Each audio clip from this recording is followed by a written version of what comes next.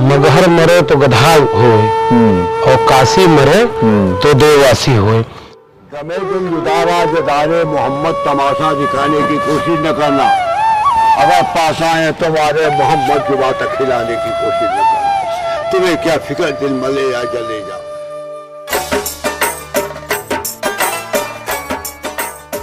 ये सामने वो समाधि स्थल है जिसमें बाकायदे देखिए ये बात लिखी भी है कि दिन में रोजा रहत है, रात हनत है गाय, और यह तो खून व बंदगी कैसे खुशी खुदाए। और दोनों को कहा, ये जो हिंदू धर्म के नाम पर पाखंड है और जो इस्लाम के नाम पर पाखंड है, दोनों को चुनौती देने की शख्सियत का नाम है कबीर।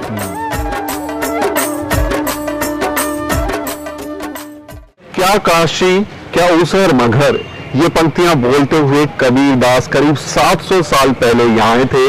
मैं जहाँ खड़ा हूँ ये जमीन, ये कबीर की धरती है, नाम है मगहर। यहाँ कबीर ने अपने अंतिम सांस लिए और अपनी देह का त्याग किया। उस जगह पे मैं मौजूद हूँ मगहर में, और इस जगह के बारे में बहुत सारी कहानियां हैं, बहुत सारी बातें हैं। यहाँ पर कबीर साहब की मजार भी है और इनकी समाधि भी है। तो दोनों में किस तरह का टकराव हुआ था, क्या कबीर की कहानी थी, वो सब जानने के लिए हम लोग आए हैं। और दिलचस्प बात यह है कि डॉक्टर लक्ष्मण यादव जो कि दिल्ली यूनिवर्सिटी में पढ़ाते हैं और भक्ति काल में कबीर को भी पढ़ाते हैं, तो ये एक तरीके की वैचारिक ट्रेनिंग देने वाले हैं हमको। और ये कबीर का जो पूरी विरासत है, इसके बारे में बात करेंगे। तो आर यू एक्साइटेड? मुझे तो मजा आने वाला है। बहुत रोमांचक हूँ और मैं भी पहली बार आया हूँ। अब तक कबीर को पढ़ते और पढ़ाते रहे हैं, आज कबीर के इस समाधि स्थल पर खड़े होकर ऐसा लग रहा है कि महसूस कर रहे हैं। तो चलिए आगे चलते हैं और महसूस करते हैं कबीर को। आप भी चलिए हमारे साथ।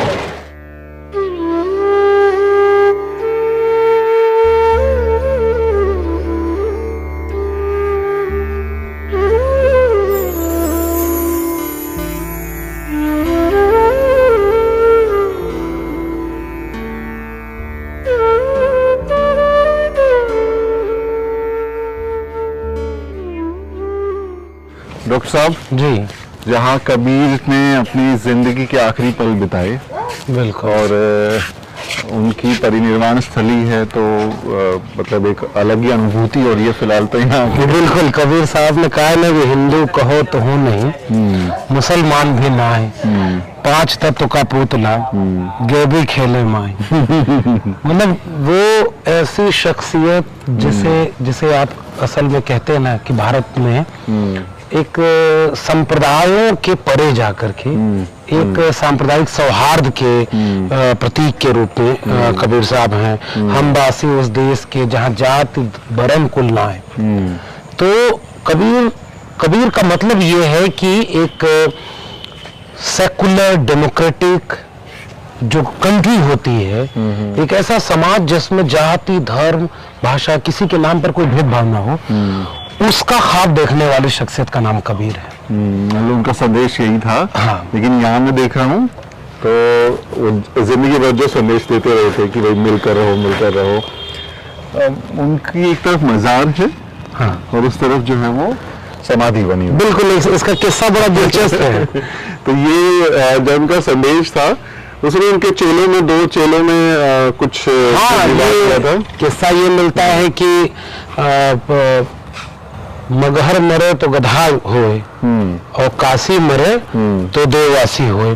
तो ऐसे करके किस्सा ये है। और कबीर साहब खुद काशी में रहते थे और काशी ही उनकी कर्मभूमि हुआ करती थी। और जब उनको ये बात पता चली कि पूरी उम्र हम पाखंड के खिलाफ लड़ते रहे, किसी भी तरह का जो भेदभाव है, बराबरी है और अंधविश्वास और पाखंड, इन दोनों के खिलाफ मुखर होकर लड़ते रहे। और अभी तो इसमें विवाद है क्योंकि हिंदी साहित्य में कबीर साहब के जन्म को लेकर के अलग किस्सा है कि लहर तारा नामक तालाब के किनारे उनको नीरू और नीमा नामक 2 एक मुसलमान दंपति ने उस बालक कबीर को पाया था और उनका पालन पोषण किया। तो पैदा हुए वो विधवा ब्राह्मणी के घरों से और पालन पोषण हुआ नीरू और नीमा नामक एक मुसलमान जुलाहा परिवार के बीच में। तो अब ये इस किस्से पर दूसरा पक्ष भी एक आता है कि नहीं, ऐसा नहीं है, वो विधवा ब्राह्मणी वाला किस्सा जानबूझ के डाला गया है। अच्छा। क्योंकि हर जगह ब्राह्मण या ब्राह्मणी को घुसाया गया है, ये एक विमर्श है। अब इसको हिंदी वालों के खित्ते छोड़ देते हैं, बहुत ऑथेंटिक सूचनाएं नहीं है। लेकिन उससे जो परवरिश में जो एक साझापन था और जुलाहा जाति को लेकर के, तो खुद उन्होंने कहा कि मेरी जाति जुलाहा है और मैं मेहनत करके खाता हूं, तो तन्ना बुन्ना तो जो कबीर। तो ये जो जुलाहा होने का पूरा वो है, वो साझा सांस्कृतिक विरासत का है।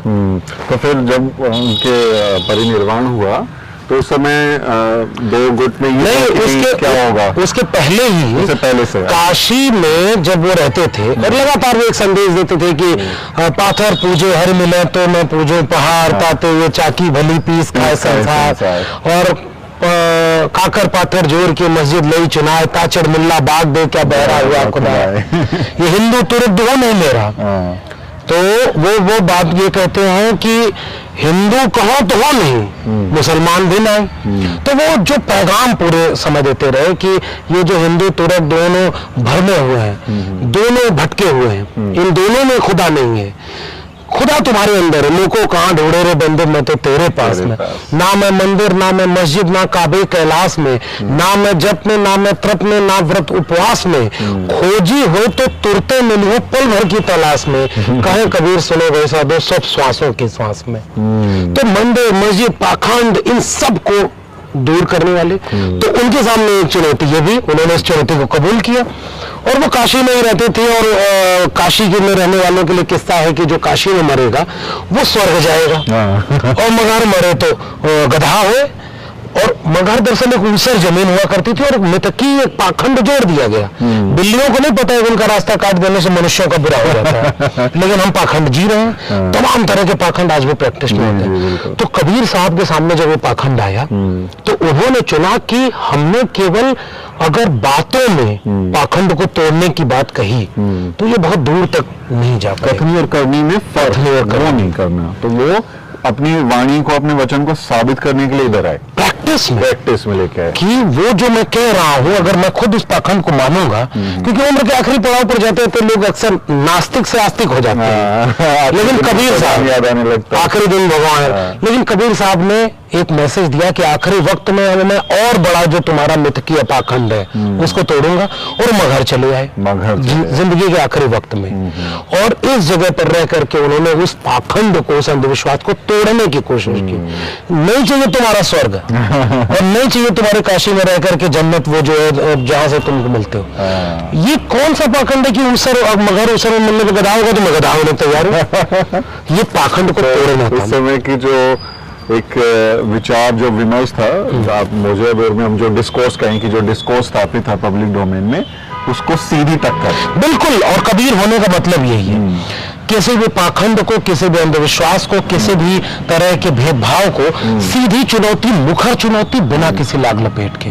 और तब ये किस्सा मगहर से जुड़ा हुआ रहता है कि जब उनका निधन हो गया, महापरिनिर्वाण हो गया, तो उसके बाद उनके दो भक्त बिजली शाह और वीर बहादुर, इन दोनों लोगों का एक खासा जुड़ाव कबीर साहब से हुआ करता था। अब उन दोनों में मतभेद कि भाई कबीर साहब मुसलमान है इसलिए हम इनको दफनाएंगे, तो दूसरे ने बोला कि कबीर साहब हिंदू है इसलिए हम इनका दाह संस्कार करेंगे। और देखिए ये भी एक मिथकी किस्सा ही हो सकता है, मगर इसके पीछे एक पैगाम है कि झगड़ा होने के बाद उन्होंने वो चद्दर उठाई तो वहां कुछ फूल मिले, उन फूलों को रख करके कुछ लोगों ने दाह संस्कार किया, तो वहां उन्होंने समाधि बना दी, और जहां उनको दफनाया वहां उन्होंने मजार बना दी।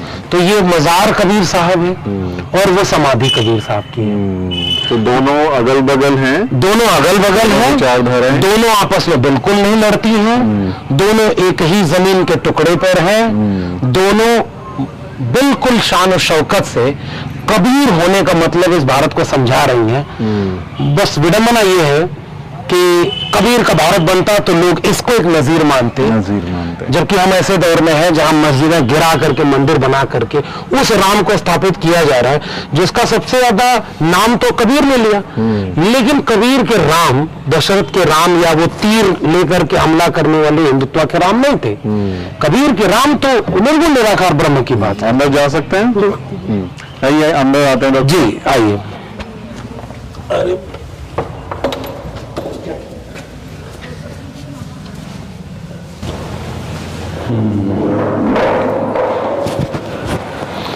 तो ये किस्सा वही मिलता है कि यहाँ कबीर साहब की समाधि है।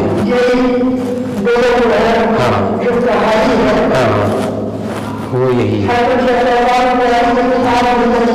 जी जी, तो ये कबीर साहब की समाधि मजार बनी हुई है, समाधि उस तरह की शब्दों का भेद है। हाँ शब्द नहीं है।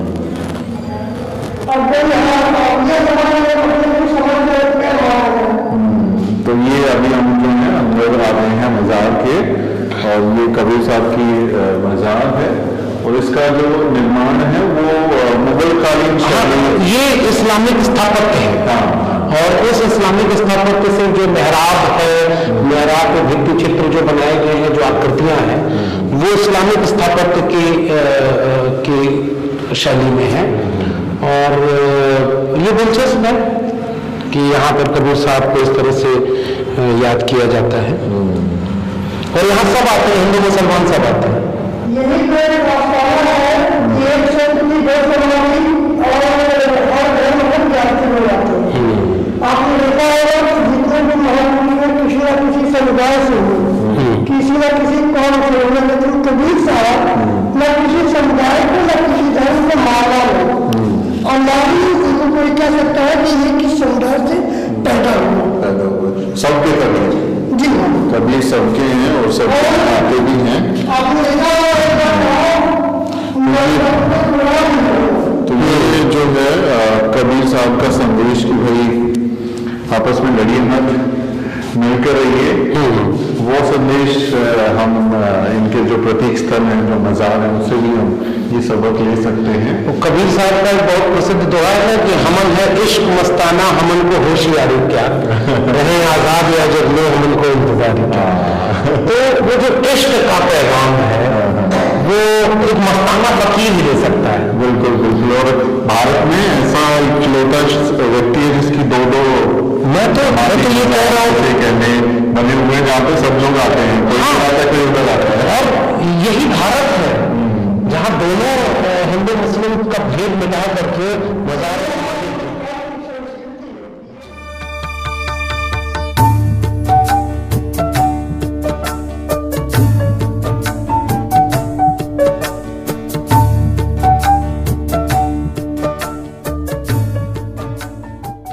तो जब मजार से आप बाहर आते हैं तो उसी से ये बगल में आप देखेंगे सटा हुआ है, तो कुछ मजार बनी हुई है।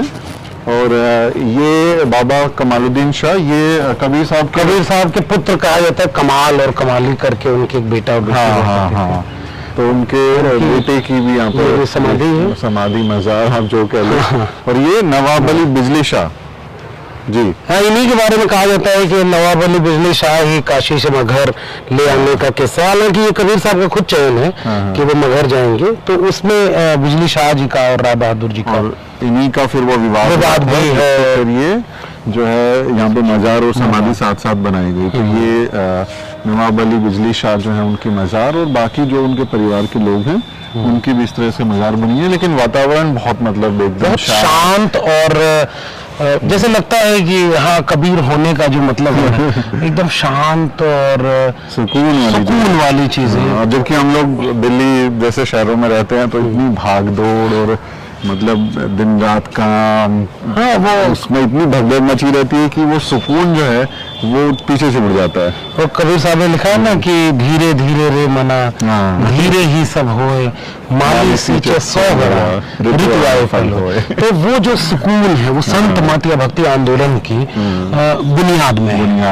और उसकी साथ साथ मनुष्यता और इंसानियत में जो एक ख्वाब है वो कबीर साहब उसके नुमाइंदगी करते हैं और सबसे बड़ी प्रतीक बन के उभरते हैं। और ये सामने वो समाधि स्थल है जिसमें बाकायदे देखिए ये बात लिखी भी है कि दिन में रोजा रहत हैं, रात हनत हैं गाय, और यह तो खून व बंदगी, कैसे खुशी खुदाए।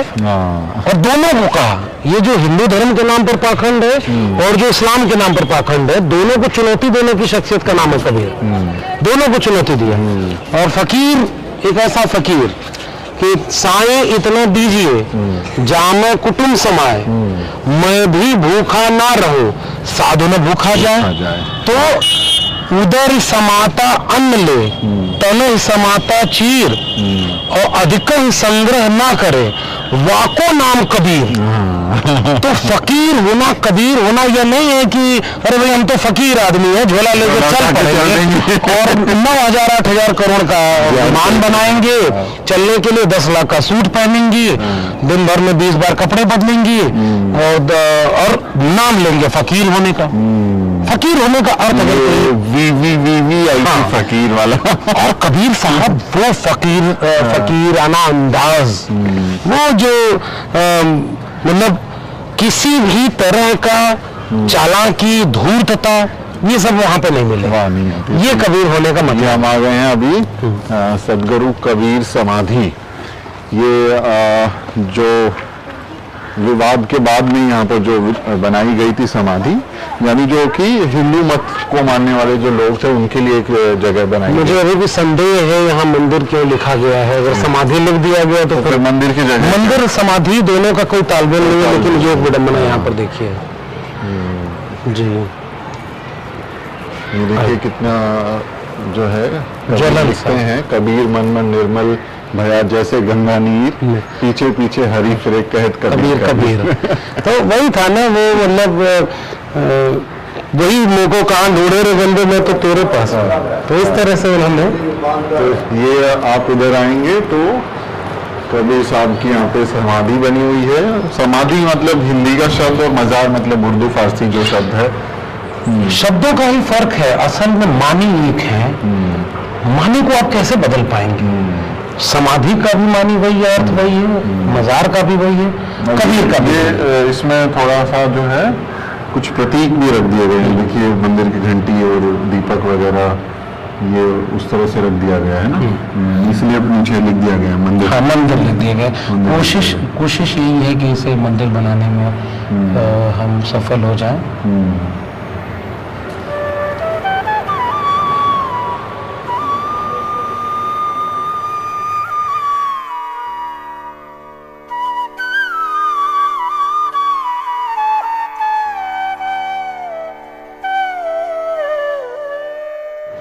तो ये कबीर साहब की समाधि, मजार यहाँ आकर एक अलग अनुभूति होती है। और समाधि और मजार का साथ होना एक संदेश भी है कि भाई सब लोग साथ में रहिए। भारत में जो संस्कृति का हवाला दिया जाता है, अनेकता में एकता, खासकर उस संस्कृति का प्रतीक भी। और अगर हम इसको थोड़ा और विस्तार दें तो बाबा साहब डॉक्टर अम्बेडकर जो हैं वो कबीर को अपना गुरु मानते हैं। और उन्होंने संविधान बनाते वक्त बाकायदा प्रस्तावना में, उनके आर्टिकल्स में ये प्रोविजंस भी डाले हैं जो कबीर से हम कहें कि प्रेरित उनके विचारों से हैं कि हम समता, न्याय और बंधुत्व की एक देश बनकर रहेंगे, एक नागरिक के तौर पर रहेंगे। बिल्कुल। और कबीर होने का मतलब भी यही है कि कबीर साहब पूरे जीवन भर जिस चीज से लड़ते रहे वो था बंटवारा, इंसान और इंसान के बीच फर्क पैदा करना।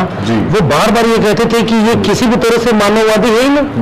तो ये जो समाधि बनी है या वो बगल में मजार है, ये एक उस 2021 के भारत के सामने एक सवाल बनकर के खड़ा है कि आपने इसे उपेक्षित क्यों कर दिया, कबीर को उपेक्षित क्यों कर दिया? क्योंकि कबीर इन दोनों के एजेंडे में फिट नहीं बैठते थे।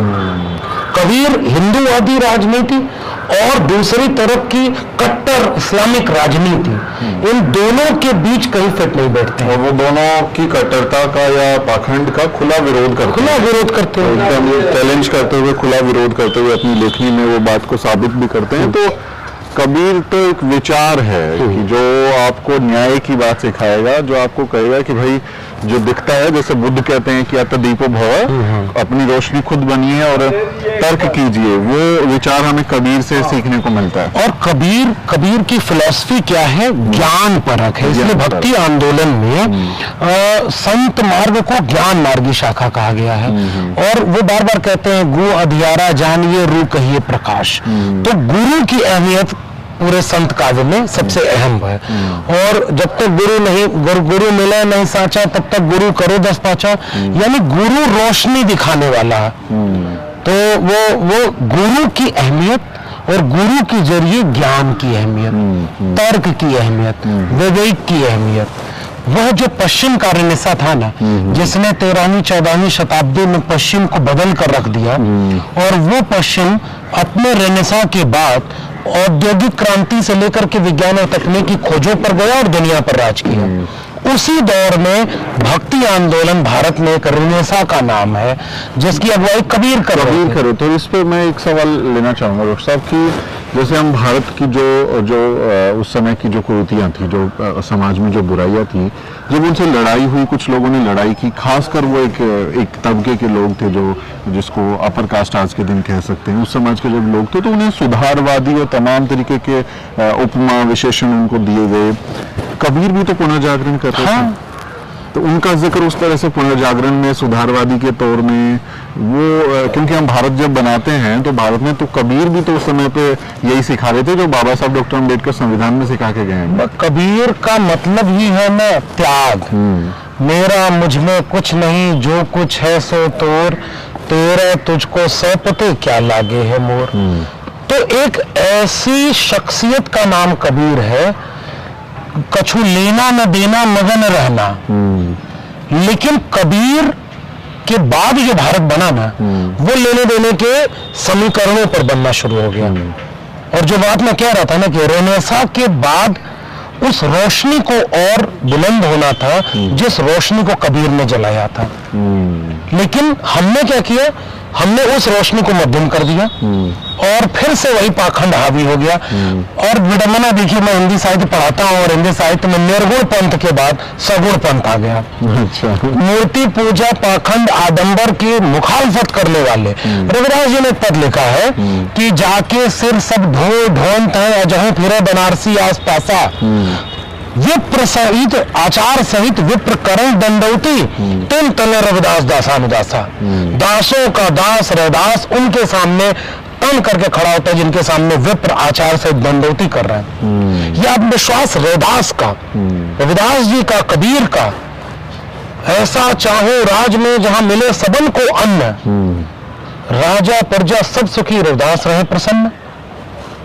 जहां से आयो अमर व देशवा, सबकी बराबरी, सबकी खुशहाली, सबकी मोहब्बत का पैगाम लिखने वाला रेनेसा का जो नायक कबीर, वो 21वीं सदी के भारत तक आते आते यूं गुमनाम बना दिया गया जैसे इसका यह महापरिनिर्वाण स्थल मगहर, जबकि वो ज्ञान और तर्क की बात करते हैं और आज नफरत की बात होती है। वो चेतावनी दे गए थे, मन रंगाए रंगाए जोगी कपड़ा और दाढ़ी बढ़ाए जोगी होगी न बकरा। माया तो देखे, माला तो कर में फिरी, जीभ फिरे मुख माई, और मनुआ तो 24 फिरे, यह तो सुमरन नहीं। तो यह जो दिखावे के पाखंडी लोग थे, उन पाखंडियों के लिए चुनौती दे गए थे कबीर की पहचान लो, ये फकीर नहीं है, ये सब ढोंगी पाखंडी लोग हैं। और आज हम ढोंगी पाखंडी लोगों की गिरफ्त में आ गए। और जो संत परंपरा रही है डॉक्टर साहब, ये आगे बढ़ते बात करते हैं, ये दिखाऊं, ये सदगुरु कबीर कुआं लिखा है। तो कबीर साहब जब यहाँ रहते होंगे तो इसी कुएं से पानी निकाल के पिया करते रहे होंगे। तो आज हम उसके बगल में खड़े हैं और ये कुएं का तो एक इतिहास है भारत में कि किस तरह से एक जाति विशेष के लोगों ने कब्जे किए और बाकी लोगों को प्यासा मरना पड़ा। और प्रेमचंद की कहानी ठाकुर का कुआं पढ़ना चाहिए कि इन कुओं के लिए भी कितनी लड़ाइयाँ हुई हैं उससे पानी के लिए। कुआं छोड़िए, ये जो बुनियादी जरूरत है ना, पानी तो मनुष्य होने की बुनियादी जरूरत थी, उसे पाने में भी, पानी को पाने में भी जाति आड़े कितना संघर्ष करना पड़ा। और बाबा साहब के महाड़ आंदोलन से जोड़िए ना। बिल्कुल। और अभी कुछ दिन पहले एक मुस्लिम बच्चा जब मंदिर में चला गया पानी पीने, तो कैसे गाजियाबाद में उसको किस तरह से पीटा गया। तो ये जो विचार हैं कबीर साहब की, अगर इसको हम कबीर पंथी जो विचारधारा कहते हैं, वो आजकल उसका जो भारत में जो दौर है, जो कबीर मत के जो लोग हैं, कुछ संत हैं, कुछ डेरे मठ तरह के बना लिए हैं, उनको कैसे देखते हैं? क्या वो कबीर की विरासत को उस तरह से आगे ले जा रहे हैं या फिर वो कुछ भटक गए हैं रास्ते से? मैं जब कबीर से जुड़े हुए इन सब प्रसंगों पर विचार करता हूँ तो एक बात बड़ी शिद्दत से महसूस करता हूँ कि जैसे डॉक्टर अम्बेडकर हो या भगत सिंह हो, भगत सिंह होना, डॉक्टर अम्बेडकर होना, ये इतनी बड़ी बात है कि जो बड़ी बात मैं क्यों कह रहा हूँ, क्योंकि वो जो विचार था ना उसे वो जीते थे। भगत सिंह आखिरी वक्त तक भी झुके नहीं, किसी भी माफी नहीं मांगी, ना माफी नामे पर पेंशन पर जीवन दिया। वो जुल्म और ज्यादती के खिलाफ वो क्या कहते हैं, उन्हें ये जिद की नया तर्जे जफा क्या है, मेरा ये शौक की देखे सितम की इंतहा क्या है। सितम की इंतहा तक जाकर के लड़ने वाले लोग। डॉक्टर अम्बेडकर कभी झुके नहीं। वैसे कबीर होना या कबीर के बताए रास्ते पर चलना ये संभव नहीं था इस कमजोर रीढ़ के हम जैसे लोगों या इस समाज के लोगों के लिए। इसलिए कबीर को उपेक्षित किया गया, क्योंकि कबीर के खिलाफ आप खड़े नहीं हो सकते थे। कबीर होना वो एक बुलंदी है जिसमें विचार और व्यवहार की बुलंदी थी, और इसलिए कबीर को उपेक्षित किया गया। और आज दो काम किया गया। जो मठों वाला सवाल आपने पूछा ना कि कबीर के बताए रास्ते पर नहीं चल पा रहे हैं, तो हम जिसको महत्वपूर्ण मानते हैं उसका मठ बना के उसकी पूजा करने लगते हैं, बिजनेस व्यापार करने लगते हैं। इस पर भी चिंता जाहिर करनी चाहिए। जैसे तथागत बुद्ध के साथ भी ये हुआ और ये दिक्कत तलब है। कबीर आज के समय में सबसे बड़े आइकॉन इस भारत के, लोकतांत्रिक भारत के हो सकते हैं। बाबा साहब ने इसीलिए उन्हें अपना गुरु मानते थे। लेकिन कबीर होना इतनी महत्वपूर्ण बात है, त्याग की बात है, जिसको कोई उस रास्ते पर चलना बहुत मुश्किल है। हमारा गमे दिल जुदारा जदारे मोहम्मद तमाशा दिखाने की कोशिश न करना, अगर पास आए तो वारे मोहम्मद जुबा तक खिलाने की कोशिश न करना।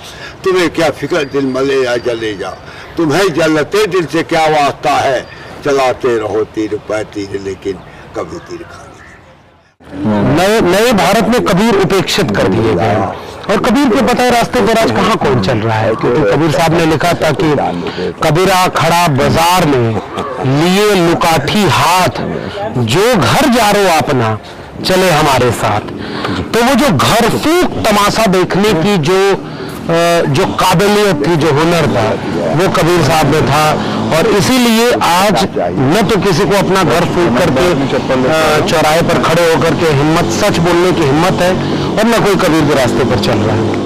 तो अभी हम दूसरी जगह चलते हैं और कुछ और प्रतीक हैं यहाँ कबीर साहब से जुड़े हुए। हाँ। और बहन जी ने यहाँ पर एक मूर्ति भी स्थापित कराई थी जी, वो भी दिखाएंगे, उनके शासनकाल में हुई थी। और एक यहाँ पर घाट भी बना हुआ है। हाँ। वो उसकी तरफ लेके चलते हैं, अपने दर्शकों को वो दिखाते हैं। और चलते चलते ये बात है ना कि जैसे कबीर साहब कहते थे कि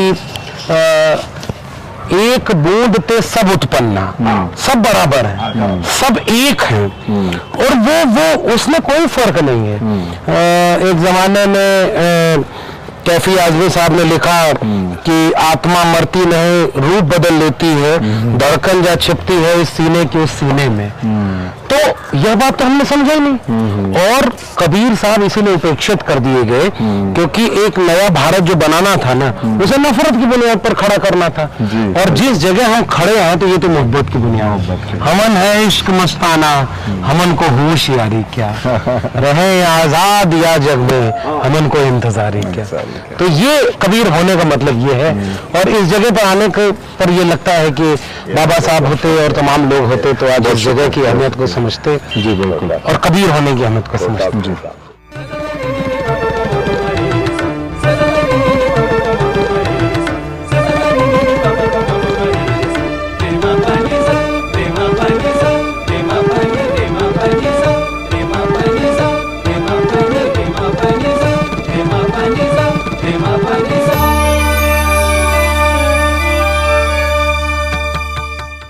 ये इस तरफ लक्ष्मण जी क्या ये घाट वगैरह बना हुआ है? ये आमी नदी है, और इसके बारे में किस्सा ये प्रचलित है कि कबीर साहब जब यहाँ आ गए रहने के लिए उस पूरे मिथ को तोड़ते हुए, तो यहाँ के लोगों को पानी की बड़ी दिक्कत हुआ करती थी। तो अब किस्सा है कि वदंती है कि उन्होंने अपने तप से इस आमी नदी की दिशा को मोड़ करके इसके करीब लाया और इसको पानी की सहूलियत लोगों को मिली है। अच्छा। तो ये वो नदी, लेकिन इसकी भी हालत बिल्कुल वैसी है जैसे गंगा की और तमाम नदियों की पवित्रता के बावजूद उनके ऊपर ये और कचरे के गार्बेज की तरह है।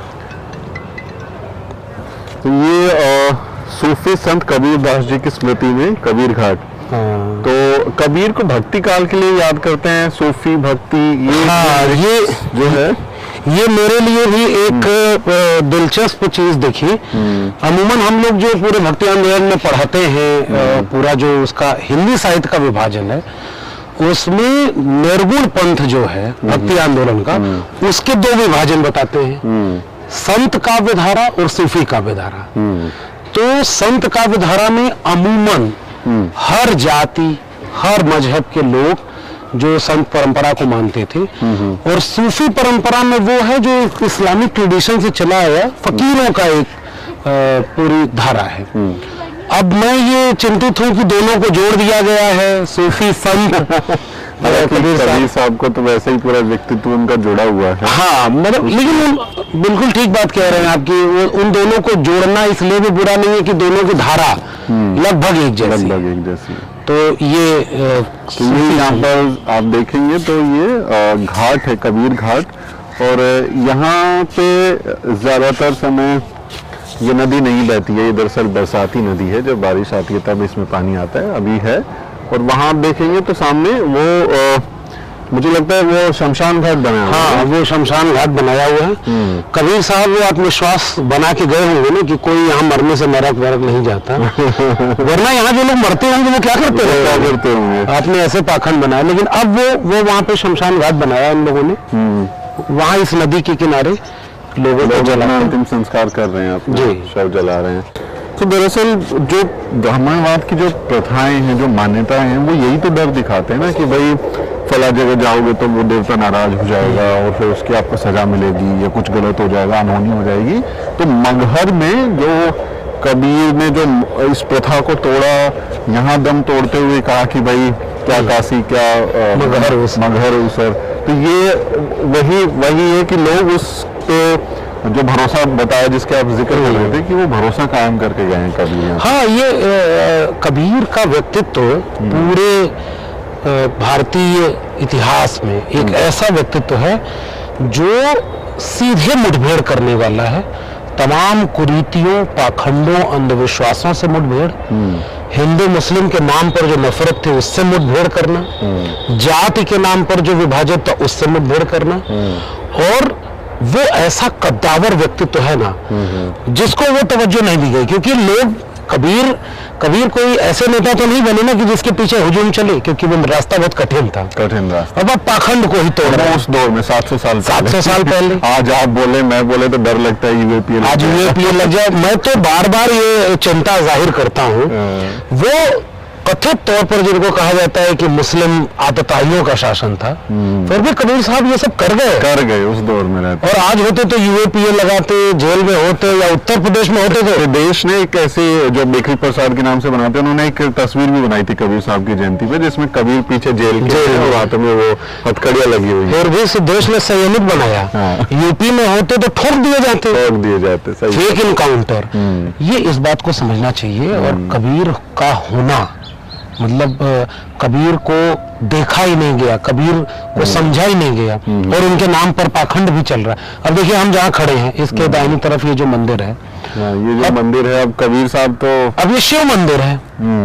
अब है ये जगह है कबीर साहब का परिनिर्वाण स्थल, और यहाँ पर ये एक मंदिर बना दिया गया, इसका घाट बना दिया गया, इसके पीछे और मंदिर बना दिए गए, और इवन कबीर को भी अब मठों में कैद करने की कोशिश की जा रही है। जिस काम का विरोध कबीर जैसे शख्सियत ताउम्र करते रहे, मठ, मंदिर, मूर्तियां, कबीर को उनकी किताबों, उनके विचारों से निकाल करके उस मठ और मूर्तियों में कैद करने की भी कोशिश की जा रही है। तो ये जो अप्रोप्रिएट करने की जो रणनीति है कि उनको अपना बना लो और कहो कि हमारे थे, और हिंदू के थे या उसके थे, वो रंग रोगन लगाए रहते हैं उस पे, ये इसी के प्रतीक है। ये वही प्रतीक है। और दिलचस्प तो ये भी है कि कबीर एक ऐसी शख्सियत है जिनके लिए अब कोई झगड़ा नहीं करता। कबीर हिंदू मुसलमान दोनों के सियासत करने वाले लोगों को अब कोई आकर्षक करने वाले व्यक्ति तो नहीं रहे। कबीर तिरस्कृत कर दिए गए।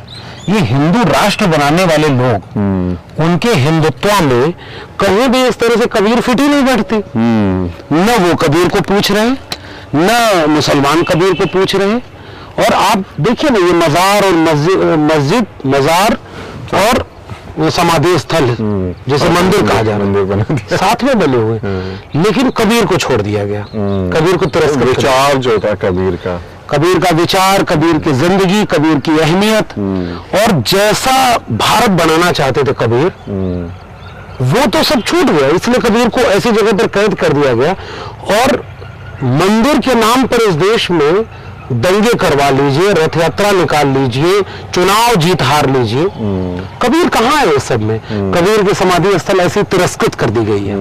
इस जगह पर आप एक बुनियादी सुविधा भी नहीं पाएंगे। ये भी आप देखेंगे तो मतलब ऐसा घाट है ये कि लोग यहाँ पे स्नान भी करते होंगे, आते होंगे, और जिनका अंतिम संस्कार होता है वो भी अपने अनुष्ठान करते होंगे यहाँ पर। फिर भी ये हालत मतलब इतनी बुरी है, कोई साफ सफाई नहीं है, कोई वो घाट देखे कितनी बुरी हालत में है। तो एक जगह फोकस है अयोध्या में है, वहाँ आपका सारा फोकस है, लेकिन जो इस तरह के महानायक रहे हैं जिन्होंने भारत के ऐसे निर्माण की, उसमें अपने योगदान दिया कि सब लोग बराबर रहे, सामाजिक न्याय हो, बिल्कुल वो प्रतीकों पे ध्यान नहीं है। नहीं, अब कबीर बिल्कुल तिरस्कृत इसीलिए कर दिए गए हैं क्योंकि अगर कबीर का भारत बन जाएगा तो नफरत कैसे की जाएगी? अगर कबीर के सपनों का भारत बन जाएगा तो जाति के नाम पर शोषण कैसे करेंगे आप?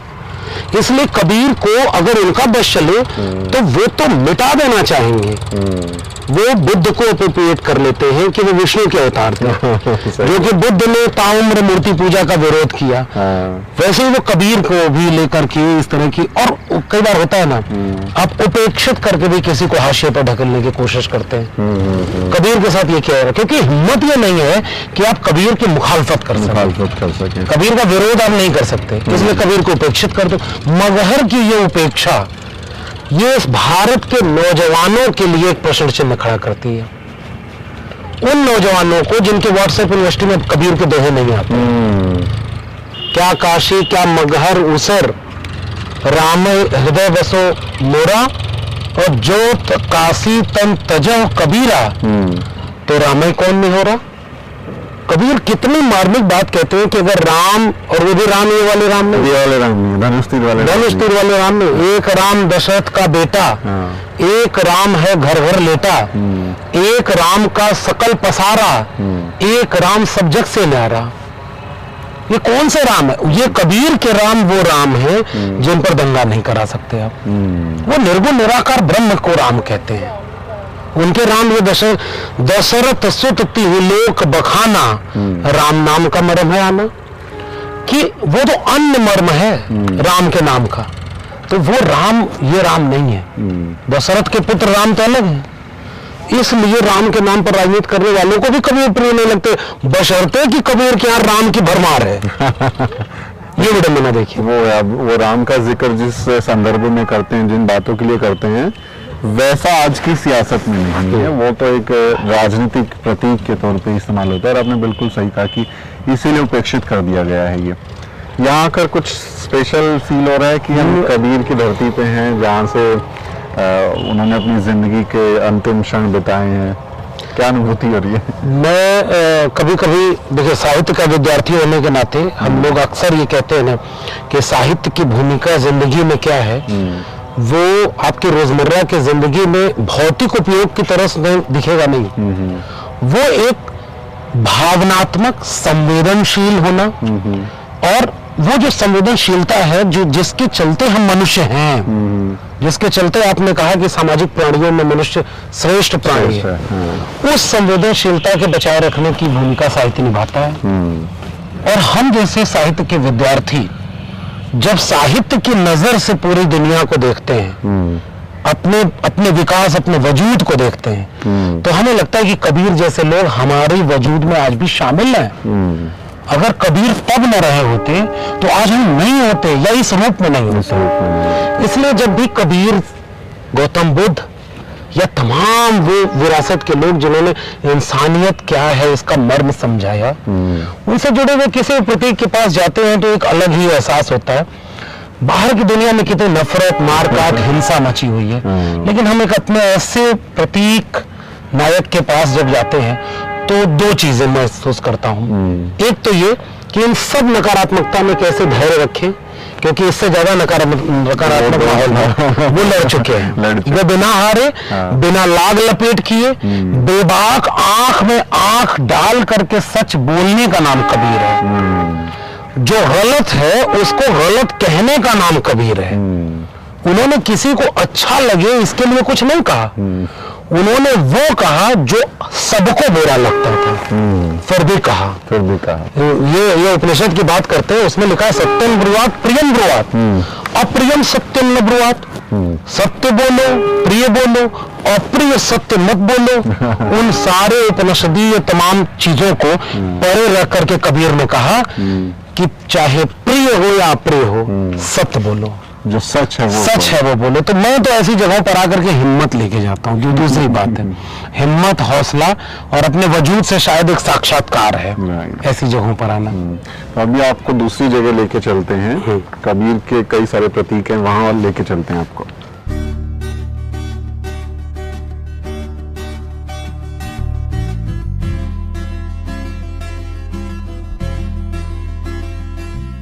अच्छा डॉक्टर साहब, बाबा साहब डॉक्टर अम्बेडकर जो हैं, उनके पूरे व्यक्तित्व पर भी कबीर का बेहद दिलचस्प प्रभाव है। बहुत ही प्रभावशाली वो व्यक्तित्व मानते थे कबीर को, अपने गुरु मानते थे, 3 गुरुओं में से एक गुरु मानते थे। तो वो जो कबीरपंथी उनका परिवार था और बाबा साहब के विचार हैं जो कबीर के बारे में, उसको आप कैसे देखते हैं? देखिए, कबीर को गुरु मानने में बाबा साहब का जो विचार है वही हमारे लिए एक रोशनी दिखाता है कि गौतम बुद्ध को अपना पहला गुरु मानना, कबीर को दूसरा, और फिर बाद में चलकर कहते हैं ज्योतिबा फूले मेरे तीसरे गुरु हैं। इसका अर्थ ये है कि कबीर किस व्यक्तित्व का नाम है, किस विचार का नाम कबीर है, जिसे बाबा साहब एक नई बनते हुए भारत या यूं कह ले एक समाज के लिए जरूरी मानते थे। उस कबीर के विचार में, कबीर के ख्वाब में एक ऐसा भारत था जैसा भारत बुद्ध से लेकर के फूले, बाबा साहब से लेकर के डॉक्टर लोहिया और तमाम सामाजिक न्याय के लोग मानते हैं। इसलिए कबीर एक रोशनी का नाम है, कबीर एक उम्मीद का नाम है, जिसके लिए बाबा साहब ये कहते हैं। और वो क्यों ये बात कह रहे हैं? क्योंकि बाबा साहब भी ये कहते थे कि भाई 2-3 चीजें इस देश में सबसे बड़ी बीमारी या समस्या के रूप में है। सबसे पहली चीज जाति है, जाति। और उस पूरी बातचीत में कबीर अक्सर ये कहते हैं कि जाति तुम कत बाभन हम कत सूद, और हम कत लोहो तुम कत दूध। एक बूंद ते सब उत्पन्ना, कौन बाभन कौन सूदा।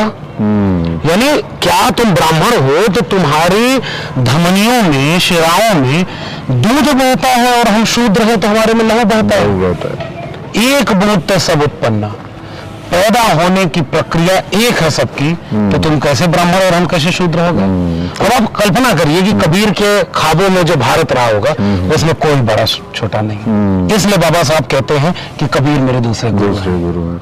और बाबा साहब क्या पूरी उसके संघर्ष को भी आप देखेंगे तो कबीर का जो एक संघर्ष है उस पूरी सत्ता के साथ में, जातिवाद की सत्ता और जो एक तरीके की बहुत ही फ्यूडल उस समय की जो पूरी मानसिकता थी, उसको चुनौती देते हैं बिना डरे हुए। और बाबा साहब भी लगातार अपनी जिंदगी में ऐसे ऐसे आंदोलन करते हैं। और एक महाड़ सत्याग्रह का आप जिक्र ले लीजिए, पानी पीने का हो, काला राम मंदिर का आंदोलन हो, और वो फिर जो बहुजन समाज जो समय जिनको डिप्रेस क्लास कहते थे, उसको भी फिर आगे ले जाने का पूरा अंग्रेजों के सामने गोलमेज सम्मेलन कहाँ जाना हो जाना। तो मुझे लगता है कि कबीर जो है वो पीछे से उनको जो है ना एनर्जी दे रहे होंगे। बिल्कुल, और आपके सवाल में ही यह बात निहित है कि दरअसल ये सारे लोग अगर अपना एक रिश्ता जोड़ पाते होंगे तो वो विचारों के साथ साथ वो रिश्ता संघर्ष का रिश्ता है।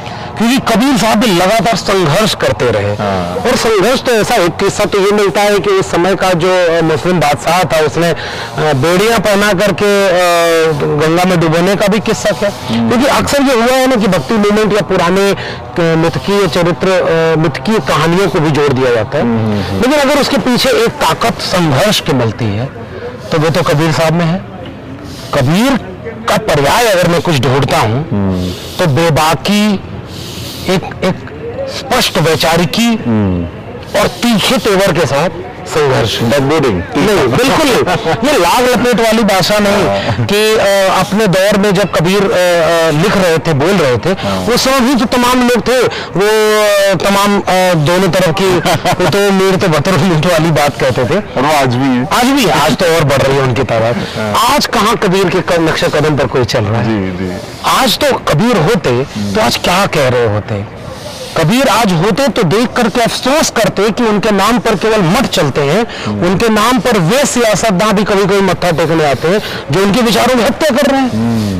तो कबीर का संघर्ष, कबीर का ख्वाब और कबीर का होना वो बाबा साहब तो समझ गए। और आज भी कबीर को हम जैसे लोग साहित्य के विद्यार्थी तक कबीर को सीमित कर दिया गया। कबीर का नाम केवल क्या पाठ्यक्रम में केवल उन कविताओं की तरह से पढ़ाया जाएगा कि गुरु गोविंद दो खड़े काके लागू पाए, बलिहारी गुरु आपने गोविंद दिए बता। इससे आगे कबीर बहुत है। और सबसे एक और बात यहाँ पर जोड़ना बहुत जरूरी है कि अक्सर कबीर को हिंदी जगत में जितना कबीर के साथ न्याय करना था उससे ज्यादा अन्याय किया। पाठ्यक्रम वाले कबीर, ऐसा लगता है कि कबीर के उन दोहों को जानबूझ करके हिंदी के विद्यार्थियों को पढ़ाया जा रहा है ताकि उनकी कबीर से विरक्ति हो जाए, आकर्षण न पैदा हो। आप कबीर के उन पक्षों को रखते, जैसे मैं दिल्ली विश्वविद्यालय के BA ऑनर्स पेपर का बता रहा हूँ, आप कबीर की चुनिंदा उन दोहों को बनाते जिसमें या तो वो हठयोग साधना की बात करेंगे या तो किसी बहुत सामान्य से धार्मिक और सांस्कृतिक पक्ष की बात करेंगे। कबीर को वो एक फिक्स्ड खांचे में फिट करने की बात है और फिर उससे एक अलगाव आ जाए लोगों। पाठ्यक्रम बहुत बड़ी चीज होती है जिसके जरिए आप किसी को जानते हैं। बिल्कुल। ये हिंदी जगत में जितने शोध किए, अब तो हवेल शाह द्विवेदी बहुत बड़ा नाम है कबीर पर काम करने वाला, क्योंकि आचार्य रामचंद्र शुक्ल जो पहले माने गए थे उन्होंने तो अपने हिंदी साहित्य के इतिहास में 1.5-2 पेज की जगह दी और तुलसीदास पर दर्जन भर पन्ने लिखे। और कबीर के लिए कहते थे कि प्रतिभा तो उनमें बहुत थी लेकिन वो अच्छे कवि नहीं थे। हाँ, तो हजरत शाह द्विवेदी ने कहा कि प्रतिभा और कविता की बात छोड़िए, कबीर वाणी के डिक्टेटर थे, जो कहना चाहते थे खुल के कहते थे, बन पड़ा तो सीधे सीधे नहीं तो दर ला देते। तो ये जो ताकत थी उसके बाद कबीर को ढंग से पढ़ा समझा नहीं गया। हिंदी की तमाम आलोचकों ने कोशिश की है, हजरत शाह द्विवेदी वजह से मैं नाम ले रहा हूँ, तमाम लोगों ने कबीर की दोहों को ट्रांसलेट किया है, लेकिन ये जो पाठ्यक्रम में कबीर को अब पढ़ाया जा रहा है ना, वो ऐसा लगता है कि कबीर से दूर भागो, कबीर के करीब मत जाओ।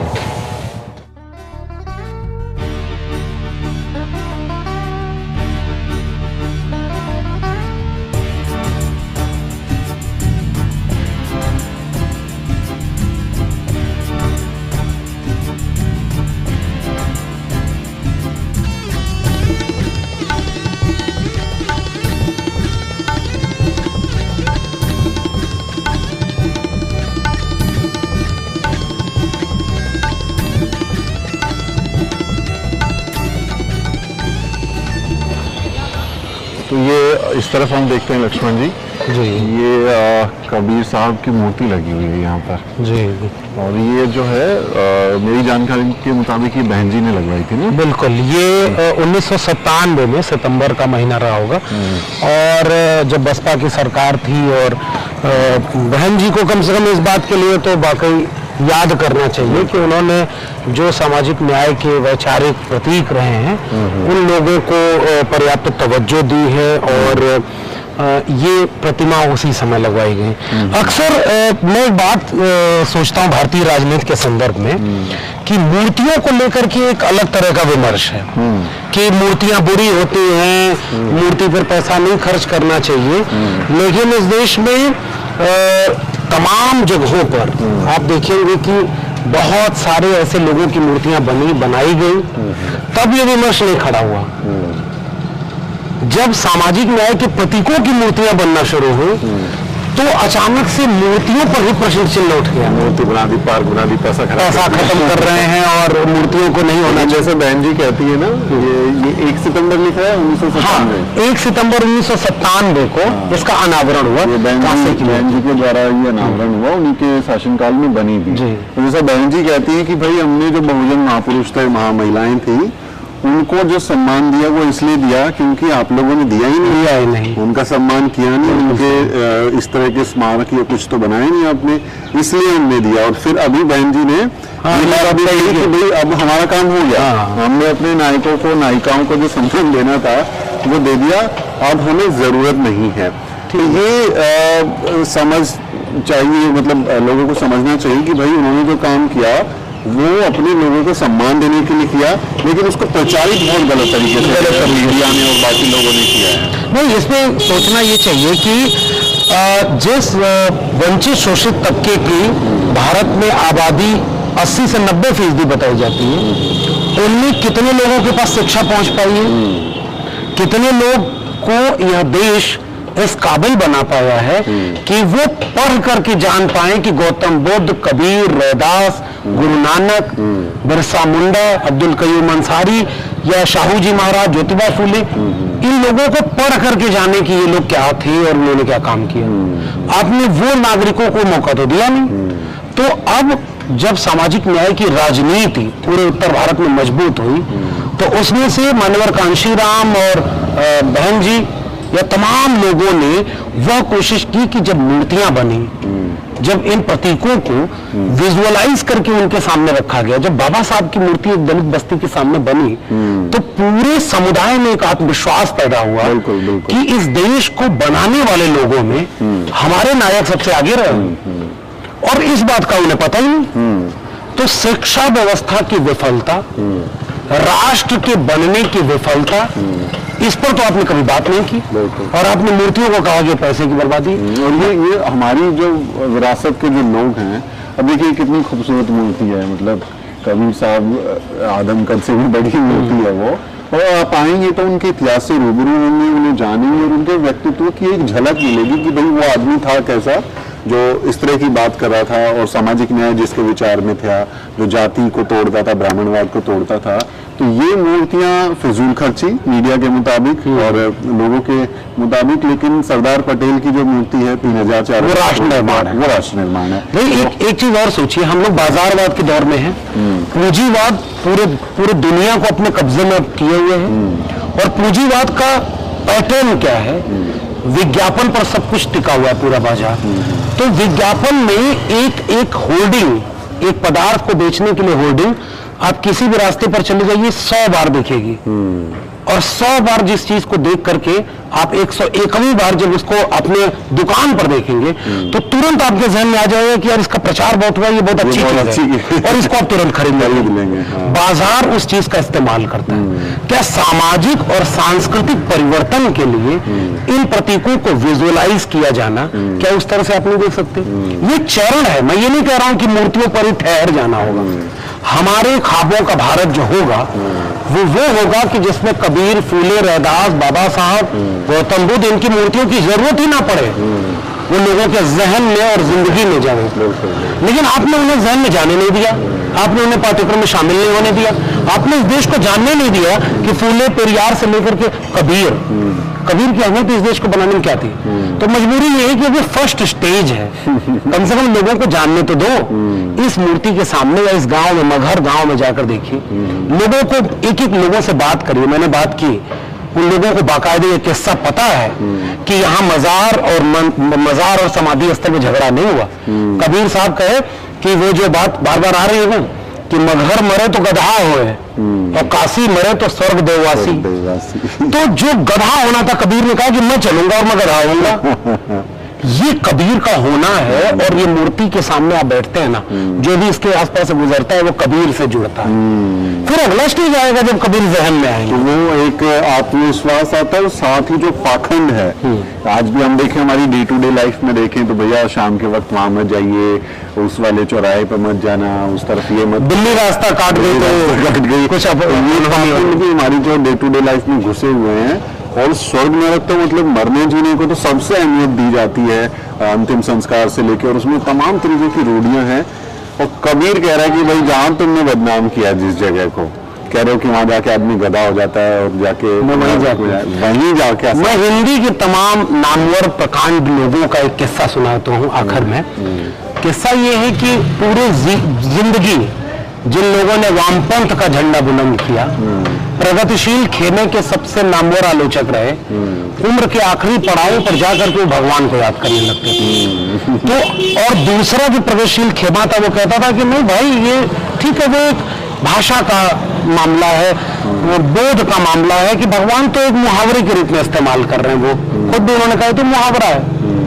कबीर उसी हिंदी जगत में किसी भी ऐसे मुहावरे और भाषा की सीमा को भी नहीं कबूल करते, और वो तो कहते हैं कि मरने के समय आखिरी तक जाते हैं सब डर जाते थे।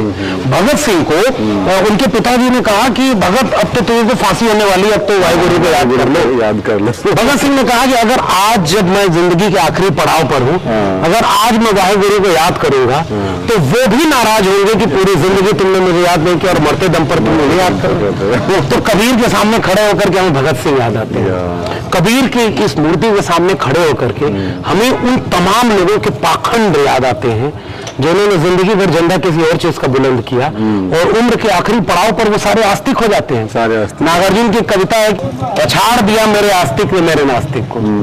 तो कबीर होने का मतलब ये है कि जिंदगी के किसी भी मोड़ पर बिना किसी समझौता किए, बिना किसी तरह से झुके, आखिर में आकर के कि अगर मगर में मरने से गधा मैं होऊंगा तो मैं मगर में जाऊंगा। अच्छा आप कल्पना करिए सुमित जी कि इस घटना को क्या इतना ही आसानी से देखा जाना चाहिए? ये इतिहास में भारतीय नवजागरण, पुनर्जागरण से लेकर के तमाम घटनाओं में इतनी बड़ी परिघटना है जो कबीर साहब की मिसाल कहीं और नहीं मिलती, कहीं नहीं मिलती। और इसीलिए वो मस्जिद एक तरफ है, समाधि और मजार, समाधि और मजार दोनों एक साथ खड़े होकर के हिंदू और तुर्क के नाम पर जो लड़ाया जा रहा है, एक हिंदुस्तान जिसमें आग लगा दी गई है राम के नाम पर हिंदू मुसलमान को लड़ाने। हम उस प्रतीक के सामने बैठे हैं जो राम का नाम सबसे ज्यादा लिया, लेकिन राम के नाम पर एक कतरा लहू भी नहीं बहाया, जिसने राम का नाम सबसे ज्यादा लिया लेकिन हिंदू मुसलमान दोनों के पाखंड को एक बराबर से पहचान भी नहीं रहे। अमित शाह भी बोले हैं कुछ दिन पहले, जो राम है वो भरत को उन्होंने रावण से सुशासन सीखने के लिए भेजा। ये तो राम के नाम पर पाखंडी काल्पनिक कहानी है, उसके भी जो चरित्र है, किरदार है, उसमें भी गालमेल कर दिया। भाई मैं तो ये कह रहा हूँ कि बहन जी को इस रूप में भारतीय राजनीति में मूल्यांकन करना होगा कि उनको अपनी वैचारिक जमीन का अंदाजा था, इसलिए वो शाहू जी, फूले साहब, गाडगे साहब, बाबा साहब से लेकर के कबीर तक की यात्रा कर रही है ना। कबीर को क्या आप दलित कहते हैं क्या? कबीर तो दलित तबके में आते भी नहीं थे। और इसकी मूर्ति कौन बनवा रही है? बहन जी बनवा रही है। कबीर के नाम पर संत कबीर नगर कौन बना रहा है? बहन जी बना रही है।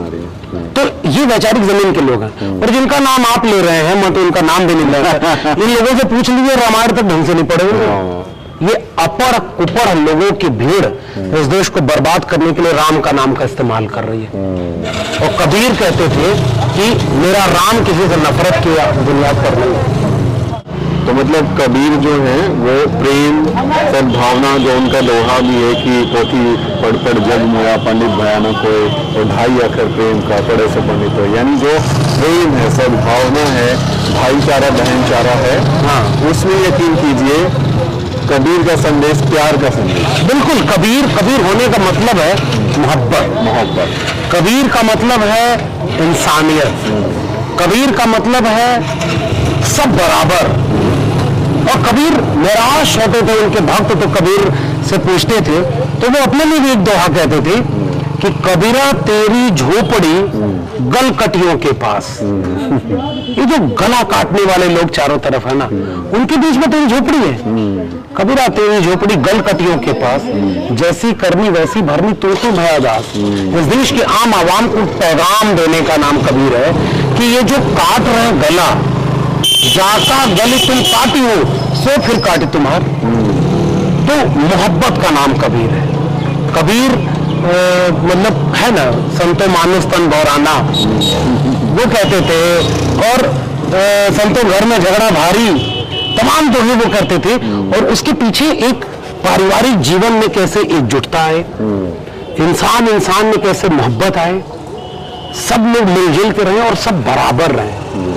2021-22 का हिंदुस्तान भारत ये अब उस मोड़ पर खड़ा है कि इसे चुनना है कि वो राम के नाम पर दंगा करने वाले लोगों को चुनता है या राम के नाम पर राम से भी ऊपर जाकर के एक निर्गुण निराकार की बात करता है ना, एक सुपर नेचुरल पावर की बात कर और उसके सामने कहते हैं कि सब बराबर, सब बराबर। तो इस दंगाई दौर में कबीर के सामने बैठ करके हम तो यही महसूस कर रहे हैं कि कबीर होना एक ऐसे भारत का होना है जो वाकई विश्वगुरु था है, मगर उसे बदनाम कर दिया कुछ दंगाइयों ने, राम के नाम पर नफरत करने वालों ने।